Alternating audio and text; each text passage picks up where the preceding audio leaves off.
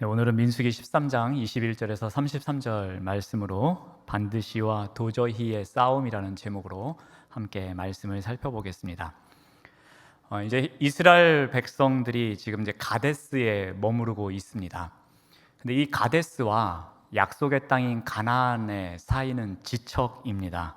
바로 들어갈 수 있는 입구라고 생각하시면 됩니다. 그런데 아무리 가까워도 약속의 땅에는 이스라엘 백성들이 자신들의 마음대로 들어갈 수는 없었습니다. 그곳에 들어가는 여부는 하나님께서 결정을 하시는 것이었습니다. 12명의 정탐꾼들에게 모세가 주문한 것이 있었습니다. 그 내용을 우리가 지난주에 한번 살펴보았습니다. 4가지 정도를 주문했었죠.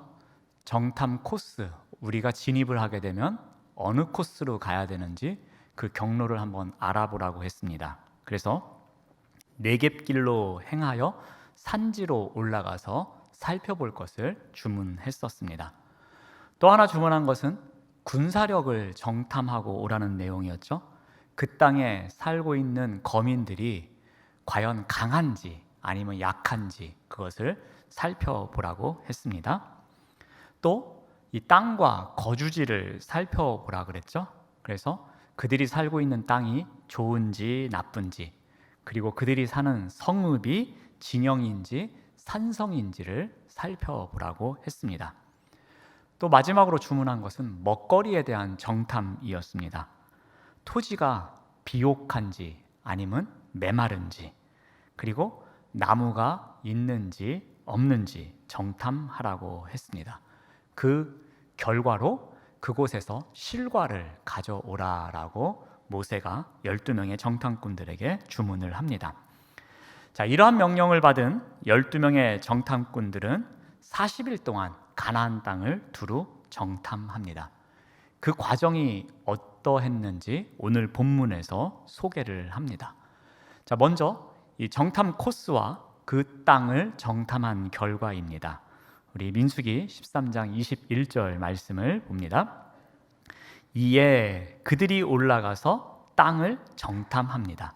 신광야에서부터 하맛 어기 르홉에 이르렀다라고 합니다. 대략적으로 어느 정도 위치를 나타내는지를 설명드리기 위해서 잠깐 지도를 보겠습니다. 지도가 잘 보일 것이라고 믿고서요. 제 눈에는 지금 저 모니터에 있는 글씨가 하나도 안 보입니다. 근데 빨간색으로 화살표가 되어 있는 제일 하단, 그곳이 이 가데스 지역이라고 학자들이 추측하는 곳입니다. 그래서 이 초록색과 즉 이제 초원지대와 사막지대를 구분하고 있는 곳, 그쯤이 아마도 가데스일 것이다. 그래서 저 화살표를 따라서 이렇게 올라갑니다. 그러면 그 옆에 우리가 알고 있는 사해 바다가 있고요. 더 올라가면 갈릴리 바닷가가 있고요. 그곳을 더 지나서 북쪽 끝까지 올라가게 됩니다. 그곳이 바로 이 하맛 근처의 르홉이라는 곳까지 갔을 것이다. 르홉이 아마도 저쪽일 것이다 라고 하는 겁니다. 그러니까 밑에서부터 대륙을 횡단해서 위로 쭉 올라갔다가 그 다음에 다시 밑으로 내려오게 된 일이었습니다. 돌아오는 길에 이들이 남부 네겝 지역의 헤브론이라는 곳을 들르게 됩니다. 이게 이제 정탐 코스였고요. 땅이 어떠한지 살펴본 내용이었습니다. 다음으로는 이제 군사력을 살펴보게 됩니다. 그런데 이 군사력을 알아보기 위해서 헤브론에 들른 것 같습니다. 근데 그곳에서 보지 말아야 할 것을 이들이 보게 됩니다. 바로 22절의 내용입니다. 또 네겝으로 올라가서 헤브론에 이르렀으니 헤브론은 애굽 소안보다 7년 전에 세운 곳이라. 그곳에 아낙 자손 아히단과 세세와 달메가 있었더라라고 합니다. 그러니까 헤브론에 아히만하고 세세하고 달메로 대표되는 이 아낙 자손들의 거점 도시가 있었습니다. 이 아낙 자손이 누구이기에 문제가 되는가? 이 아낙의 아버지가 이 아르바입니다. 이에 대해서는 우리 여호수아 14장 15절 말씀을 한번 참고로 보겠습니다. 헤브론의 옛 이름은 기럇 아르바라. 아르바는 아낙 사람 가운데에서 가장 큰 사람이었더라 합니다. 그러니까 이 아낙 사람이 뭐가 문제냐면 가장 큰 사람이라는 게 문제입니다. 쉽게 말씀드려서 이들은 거인족이었다라고 생각하시면 될 것 같습니다. 아낙 자손의 특정 이제 계보를 올라가다 보니까 이 아르바라는 인물이 있는데 그 인물이 상당히 키가 컸던 인물인 것 같습니다. 그런데 그 후손들이 다 키가 큰 DNA를 갖고 태어났는지 이들이 주로 거인이 많았던 것 같습니다. 그래서 이 아낙 자손이 거인을 의미하는 일반적인 명칭으로 통용되기 시작합니다. 그래서 어느 종족을 떠나서든지 이 거인들이 사는 곳, 저 사람들이 아낙 자손인가 보다라고 했다라고 생각하시면 될 것 같습니다. 이 정탐꾼들은 헤브론에서 싸움을 잘하게 생긴 기골이 장대한 아낙 사람들을 보게 됩니다. 이 정탐꾼들의 마음이 어떠했을까 한번 상상해 봅니다. 거인을 보는 순간에 아마 많이 위축되었을 것 같습니다. 그리고 마음 한편에 씁쓸함이 찾아왔을 것 같습니다. 좌절감도 맛봤을 것 같고요. 가나안의 군사력은 막강하구나 라는 생각을 하면서 돌아가게 되었을 것입니다. 자, 이제 마지막으로는 먹거리 정탐에 대한 기록입니다. 우리 민수기 13장 23절에서 24절 말씀을 봅니다. 또 에스골 골짜기에 이르러 거기서 포도송이가 달린 가지를 베어 둘이 막대기에 괴어 매고 또 석류와 무화과를 따니라. 이스라엘 자손이 거기서 포도를 베었으므로 그곳을 에스골 골짜기라 불렀더라라고 합니다. 자, 정탐꾼들이 가나안 땅의 실과가 얼마나 풍요롭고 좋은지를 설명하는 것보다는 그냥 몇 송이 따와서 보여주면 그것이 최고의 교육이었습니다. 그래서 가나안 땅의 먹거리를 가져오게 됩니다. 그런데 성경이 참 재미있게 표현을 합니다. 이들이 포도 송이가 달린 가지를 뱁니다. 그런데 이것을 몇 명이 들었다고 합니까? 2명이 들었어요. 2명이 막대기에 꿰어서 이거를 맸다라고 합니다. 상상이 되실 겁니다. 막대기에 그 무거운 포도송이를 적당히 걸어서 앞사람 뒷사람 어깨에다 맸든지 어떻게 했든지 하여튼간 2사람이 함께 들었다라는 것을 보게 됩니다. 그만큼 포도송이가 큼지막했다라는 것을 알 수 있습니다. 우리가 먹는 포도 중에 포도송이가 가장 큰 걸 뭐라 그러죠? 거봉. 그렇죠. 거봉보다 더 큰 것 같아요. 아마도 이 포도송이에 달린 포도알이 자두만 하지 않았을까 그런 생각을 해봅니다. 자, 포도만 가져온 게 아니라요, 석류도 가져오고 무화과도 가지고 왔습니다. 이 또한 여러 사람이 함께 드는 그런 일이 있지 않았을까 추측해 봅니다. 자, 정탐꾼들은 모세가 명령한 대로 그 땅을 살피고 거민을 살피고 그리고 정탐 경로를 잘 알아보고요. 그리고 군사력이 어떠한지 살펴보고요. 그리고 그 땅에서 실과가 어떠한지 다 살펴보았습니다. 자, 이렇게 정탐을 하는데 40일이 소요가 되었습니다. 이제 가데스로 돌아오게 됩니다. 13장 25절 말씀을 보시면 40일 동안에 땅을 정탐하기를 마치고 돌아왔다라고 합니다. 돌아온 사람들이 이제 무엇을 하죠? 보고를 하게 됩니다. 어떻게 보고를 하는지 26절 말씀을 봅니다. 바란 광야 가데스에 이르러 모세와 아론과 이스라엘 자손의 온 회중에게 나와 그들에게 보고하고 그 땅의 과일을 보이고라고 합니다. 자, 이들이 2가지 방식으로 정탐 결과를 보고합니다. 하나는 시각적인 정보를 보고합니다. 즉 무엇인가를 가져와서 보여줍니다. 그런데 이것은 우연치 않게 직접 보여주면서 긍정적인 효과를 가져오게 됩니다. 그런데 또 하나의 보고 방식은 청각적인 보고였습니다. 하나는 시각적인 보고, 하나는 청각적인 보고였습니다. 청각적인 보고는 자신들이 눈으로 목격한 것을 이러이러했다라고 사람들에게 말로써 설명을 해주고 사람들은 그것을 듣는 정보였습니다. 그런데 이 시각적인 정보는 있는 그대로 보여주다 보니까 사람들에게 긍정적이고 정확한 내용을 전달하게 됩니다. 반면에 이 청각적인 정보는 이러이러했어, 와 그거 대단하더라고 라고 말로 하다 보니까 중간에 전달하는 과정에서 무슨 일이 생긴 것 같습니다. 그래서 이 청각적인 정보에는 좀 부정적인 내용이 들어가게 됩니다. 자, 먼저 시각 정보입니다. 우리 27절 말씀을 봅니다.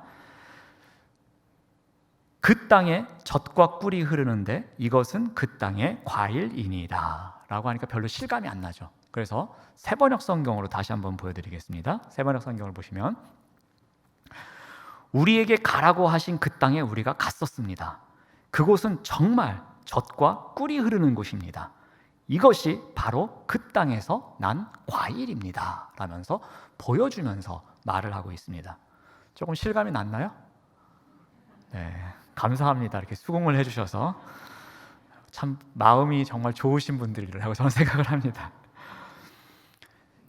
정탐꾼들이 이것이 바로 그 과일입니다 라면서 보여주면서 시각적인 정보를 제공하고 있습니다. 여기서 말하는 젖과 꿀이 흐르는 땅, 도대체 이 땅이 무엇이기에 이렇게 이스라엘 백성들이 가기를 원했는지, 이 젖과 꿀이 흐르는 땅이 의미하는 것은 바로 이것입니다. 젖은 우유를 말합니다. 자, 우유를 얻기 위해서는 뭐가 필요하죠? 가축이 필요합니다. 가축이 잘 자랄 수 있는 것, 즉 목축업을 잘 할 수 있는 땅이라는 의미입니다. 가나안 땅은 푸른 초장이 있어서 목축업이 잘 되는 곳이겠다라고 생각한 것입니다. 또 꿀은 과일 꿀을 말합니다. 또 포도라든지 그런 대추라든지 그런 걸 따서 꿀로 담게 됩니다.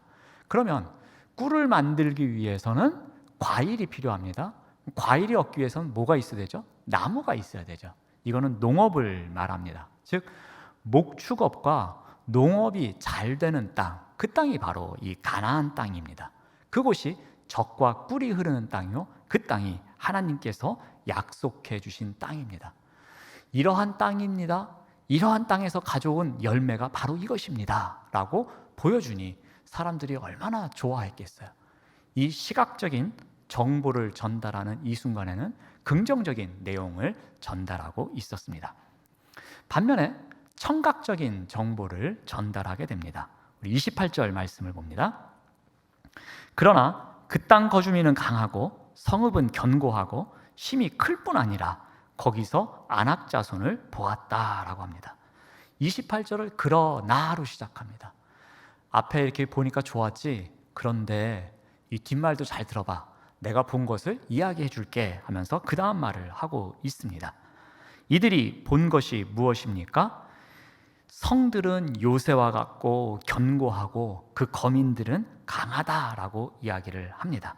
그리고 더군다나 다양한 민족들이 섞여 있는데 그들이 사방 곳곳으로 흩어져서 좋은 땅은 다 차지하고 있다라고 얘기합니다. 우리 29절 말씀을 봅니다. 아말렉 사람들은 남방 땅에 거주하고 있고 헷 사람과 여부스 사람과 아모리 사람은 산지를 점령하고 있고 가나안 사람들은 해변과 요단가에 거주하고 있더라입니다. 그러니까 모든 민족들이 다 차지하고 있다라고 생각하시면 될 것 같습니다. 예상했던 대로 그 땅은 풍요로운 땅이었습니다. 그런데 강력한 가나안 민족이 산지면 산지, 바닷가면 바닷가, 평야면 평야, 모든 것을 다 차지하고 있었다라는 겁니다. 그런데 그들이 평범하지 않고 견고한 성읍을 쳐놓고 그곳에서 그들이 지키고 있었다라는 겁니다. 그들은 군사적인 여건도 완벽했으며 신체적인 조건도 탁월했다라고 이야기합니다. 그리고 군대의 규모도 어마어마하다라고 이야기를 합니다. 그들의 방어체제는 견고하며 우리가 그들을 정복한다라는 것은 불가능하며 그냥 가나안 땅은 그림의 떡일 뿐이야 라고 이야기를 합니다. 무엇보다도 다른 말은 필요하지 않았습니다. 우리 28절을 다시 보시면 28절 끝에 어떻게 합니까? 거기서 안악자손을 보았다니까 딱 이 말이면 끝난 겁니다. 안악자손은 우리가 상대하기 힘든 거인이야. 그런데 어딜 가든지 안악자손이 있단 말이야. 그 말을 통해서 이 전설적인 인물들, 그 전설 속에나 나올 법한 이 거인들을 봤다는 말에 이스라엘 백성들은 그냥 우리 가지 말자라고 생각할 수 있었다라는 겁니다. 정탐한 정탐꾼들이 시각 정보와 청각 정보를 제공해 줬습니다. 그런데 이 내용이 상반됩니다. 서로 하나는 긍정적인 내용이고 하나는 부정적인 내용을 전달하게 됩니다. 이 보고가 끝난 이후에 무슨 일이 생깁니까? 두 팀으로 나누어지게 됩니다. 정탐꾼 12명 중에 2대 10으로 나뉘어집니다. 반드시 팀과 도저히 팀으로 나뉘어지게 됩니다. 반드시 팀에는 2명이 소속되고 도저히 팀에는 10명이 소속되게 됩니다. 반드시 팀이 먼저 다시 이야기를 합니다. 대표 선수가 갈렙으로 나옵니다. 갈렙은 반드시 그 땅을 점령할 수 있다라고 말합니다. 오늘 본문 말씀 13장 30절 말씀을 봅니다. 갈렙이 우리가 곧 올라가서 그 땅을 취하자 능히 이기리라 라고 말합니다. 그런데 이 부분을 좀 더 또 생동감 있게 보기 위해서 우리 표준 세번역 성경을 한번 보겠습니다. 세번역 성경 우리 민수기 13장 30절 말씀을 보여주시면 갈렙이 모세 앞에서 백성을 진정시키면서 격려하였다. 올라갑시다. 올라가서 그 땅을 점령합시다. 우리가 반드시 그 땅을 점령할 수 있습니다. 라고 갈렙이 말합니다. 갈렙은 모세 앞에서 백성들을 먼저 진정시킵니다. 그리고 그들을 격려합니다. 용기를 북돋는 연설을 시작합니다. 올라갑시다. 올라가면 분명히 우리가 승리할 수 있습니다. 우리는 반드시 그 땅을 차지할 수 있습니다. 라고 백성들을 설득합니다. 이 설득하는 과정에서 갈렙은 2가지 단어를 씁니다. 올라가다, 할 수 있다라는 이 2개의 동사를 씁니다. 이 동사를 수식하는 표현에 부정사 절대형이라는 절대로 기억하실 필요는 없는 문법이 사용되는데 이 문법을 통해서 강조를 한다라고 생각하시면 됩니다. 그러니까 갈렙이 지금 우리 편은 나하고 여호수아밖에 없지만 그럼에도 불구하고 용기 100배하여 지금 어떻게 하고 있습니까? 백성들을 설득하느라고 안간힘을 쓰고 있는 거예요. 그것을 강조하기 위해서 올라갑시다. 우리는 반드시 할 수 있습니다. 라고 말하면서 강조하고 있다라는 것입니다. 갈렙의 용기는 어디에서 나왔을까요? 그것은 하나님에 대한 믿음에서 비롯되었습니다. 갈렙은 가나안 정탐을 믿음으로 시작했습니다. 우리는 하나님의 뜻에 따라서 여기까지 왔다라는 믿음을 갖고 정탐길을 떠났습니다. 우리 눈앞에 하나님께서 약속하신 그 땅이 있으니까 우리는 그 땅을 정탐했고 그 땅으로 나아가는 것이 당연하다라는 믿음을 갖고 있었습니다. 우리 지난주에 살펴본 것처럼 정탐꾼들에게 요구된 건 무엇이었죠? 그것은 군사적인 정탐이 아니었습니다. 그들에게 요구된 것은 신앙적인 정탐이었습니다. 그래서 각 지파를 대표하는 사람들을 정탐꾼으로 그것도 12명씩이나 보냈었습니다. 그래서 그들에게 요구하는 것은 너희들이 칼의 관점으로 그들을 바라보는 것이 아니라 언약의 관점으로 그 땅을 보고 오라라고 명령을 내렸습니다. 그 책임감을 갖고 정탐꾼들이 떠났습니다. 갈렙은 신앙의 눈으로 정탐을 제대로 합니다.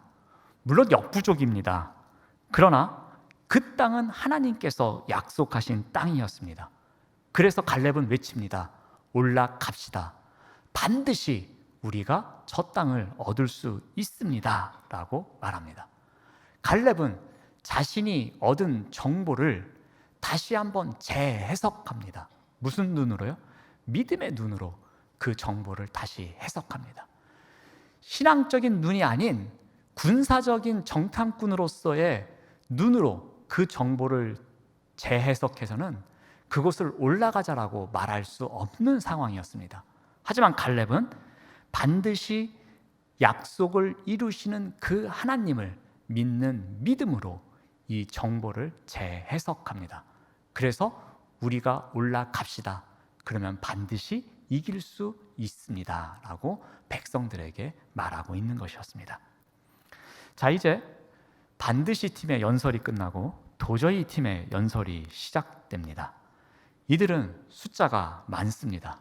그리고 숫자가 많은 만큼 목소리도 컸을 것입니다. 백성들에게 오히려 더 큰 불신과 두려움을 가져오게 됩니다. 31절 말씀입니다. 그와 함께 올라갔던 사람들은 이르되 우리는 능히 올라가서 그 백성을 치지 못하리라 라고 말합니다. 좀 더 생동감 있게 읽기 위해서 세번역 성경으로 다시 한번 봅니다. 31절 말씀을 보시면 그러나 그와 함께 올라갔다 온 사람들은 말하였다. 우리는 도저히 그 백성들에게로 쳐 올라가지 못합니다 라고 합니다. 우리는 도저히 못합니다 라고 그들이 선포합니다. 이렇게 선포하면서 그들이 어떻게 합니까? 그들의 행동에 크게 세 가지가 나옵니다. 도저히 할 수 없는 일입니다. 도저히 못 갑니다 라는 것을 증명하기 위해서 세 가지를 행동을 합니다. 먼저 13장 31절 말씀을 다시 보시면 군사력에 대해서 다시 한번 이야기를 합니다. 그들은 우리보다 강합니다 라고 말을 합니다. 가나안 족속은 워낙 강합니다. 그리고 그들의 군사력은 중무장되어 있기 때문에 우리가 상대할 수가 없습니다. 이길 방법이 없습니다 라고 말합니다. 얼핏 들으면 정확한 군사 정보에 의해서 우리가 두렵기 때문에 올라가면 안 됩니다 라고 말하는 것처럼 보여집니다. 그러나 이것은 정탐의 책임을 다하지 못한 것입니다. 조금 전에도 말씀드렸듯이 정탐꾼의 책임은 무엇이었습니까? 군사적 정탐이 아니라 신앙적인 정탐을 하고 오는 것이 그들의 책임이었습니다. 12명의 정탐꾼들은 신앙적인 관점을 갖고 칼의 관점이 아니라 언약의 관점으로 그 땅을 보고 오는 것이 그들의 책임이었습니다. 그런데 10명은 어떤 관점에서 그 땅을 보고 온 것입니까? 그들은 군사적인 관점에서만 그 땅을 보고 온 것입니다. 그러므로 이 10명은 정탐꾼으로서의 책임을 다하지 못한 것으로 보입니다. 그들이 말한 그들은, 즉 가나안 사람들은 우리보다 강합니다 라는 말은 바꿔 말하면 가나안 사람들은 하나님보다 강합니다 라고 말하는 것과 똑같은 보고입니다. 그들이 홍해를 건넜었고 만나와 메추라기를 먹었고 반석에서 샘물이 솟아나는 것을 보았던 사람들입니다. 놀라운 역사를 경험했던 사람들인데 단지 키가 크고 군사력이 좋아 보인다고 해서 그 사람들이 하나님보다 더 강합니다. 그러니 우리는 갈 수 없습니다 라고 보고하고 있는 것입니다. 또 하나, 이 사람들은 악평을 시작합니다. 우리 32절 말씀을 봅니다. 이스라엘 자손 앞에서 그 정탐한 땅을 악평하여 이르되 우리가 두루다니며 정탐한 땅은 그 거주민을 삼키는 땅이요 거기서 본 모든 백성은 신장이 장대한 자들이다 라고 이야기를 합니다. 자, 앞선 보고에서 그들은 자신들이 가져온 정말 맛있고 탐스럽고 큰 과일들을 보여줬습니다. 그러면서 그 땅은 젖과 꿀이 흐르는 땅입니다 라고 말했습니다. 그런데 그 땅을 이제 다시 의견을 바꿔서 악평을 하기 시작합니다. 이들이 악평하는데도 두 가지 방법이 동원됩니다. 첫 번째 방법은 말 바꾸기입니다. 그들은 자신들의 말을 바꿔서 젖과 꿀이 흐르는 땅에서 거주민을 삼키는 땅이라고 바꿔버립니다. 즉 사람을 잡아먹는 땅이다라는 겁니다. 그전에는 옥토였는데 이제는 거주민을 삼키는 땅이라고 말을 바꿉니다. 마치 우리도 그런 경우 있잖아요. 마음이 돌아서면 그전에는 좋았다고 하다가 그 사람하고 사이 안 좋아지면 곧바로 어떻게 하죠? 그 사람 참 못돼 먹었다고, 그 사람 알고 보니까 속내가 아주 시커멓다고 막 그러면서 말을 바꾸는 거, 그거랑 똑같은 거예요. 악평의 첫 번째 방법이 말 바꾸기입니다. 악평의 두 번째 방법이 무엇이냐면 그것은 과장법을 사용하는 것입니다. 정탐꾼들은 안악자손을 헤브론에서 목격했습니다. 그런데 32절 말씀 끝부분을 보십시오. 어떻게 합니까? 모든 백성은 신장이 장대합니다 라고 얘기해요. 헤브론에서 분명히 목격했는데 마치 자신들이 40일 동안 돌아다니면서 그 지나쳤던 모든 성읍에 다 안악자손이 있는 것처럼 과장해서 지금 이야기를 하고 있습니다. 이렇게 악평이라는 방법을 통해서 도저히 올라갈 수 없습니다 라고 이야기를 합니다. 세 번째 방법은 공포심을 더 극대화시키는 것이었습니다. 우리 33절 말씀을 봅니다. 거기서 네피림 후손인 안악자손의 거인들을 보았나니 우리는 스스로 보기에도 메뚜기 같으니 그들이 보기에도 그와 같았을 것이니라. 자, 갑자기 또 네피림이 등장합니다. 네피림은 창세기 6장 4절에 나오는 사람들이죠. 그 네피림도 무서운 거인이라고 생각하시면 될 것 같습니다. 그런데 이 안악자손과 네피림을 연관시키고 있습니다. 야, 너희들 전설로 듣던 네피림 알지? 그 네피림의 후손인 안악자손이 거기에 있어 라고 연결을 시키고 있습니다. 목적이 뭐죠? 공포심을 극대화시키는 거죠. 거기에 가면 조상대대로 우리가 무서워했던 네피림이 있고 네피림의 후손인 안악자손이 있어 라고 이야기를 합니다. 그리고 상대적으로 자신들은 뭐라고 말합니까? 메뚜기라고 얘기합니다. 그러니까 안악자손, 거인하고 이 메뚜기하고 평가를 했으니까 듣는 사람들의 마음이 얼마나 공포심이 극대화됐을지 우리가 쉽게 상상할 수 있는 내용입니다. 10명의 정탐꾼 또한 갈렙과 같이 신앙적인 책임을 갖고 정탐길에 올랐던 사람들이었습니다. 그런데 그들은 신앙적인 관점으로 가나안 땅을 정탐하지 않았습니다. 그들은 오직 군사적인 관점만을 갖고 가나안 땅을 정탐하게 됩니다. 정탐꾼들은 이와 같은 것을 보고서 군사적인 관점에서 보고를 합니다. 그런데 이것이 주로 비관적인 내용이 많았죠. 이것은 어찌 보면은 하나님에 대한 불신의 모습으로 보여집니다. 불신앙의 모습이었습니다.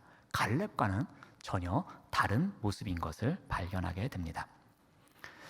반드시와 도저히의 싸움은 표면적으로는 의견이 나눠진 정탐꾼들의 싸움으로 보여집니다. 그냥 10대 2의 의견이 분분한 싸움처럼 보여집니다.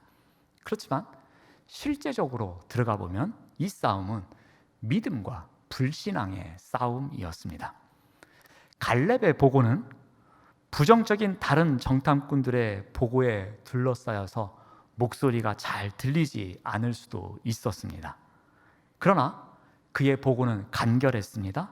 그의 보고는 비장했습니다. 그의 보고는 직설적이었습니다. 그의 보고는 감정적이기도 했습니다.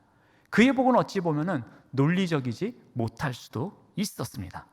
하지만 그의 보고는 반드시 할 수 있다는 강한 신앙의 다짐이 담겨 있었습니다. 반면에 다른 정탐꾼들의 보고는 어떠했습니까? 사실적입니다. 그리고 논리적입니다. 그리고 이성적으로 보여집니다.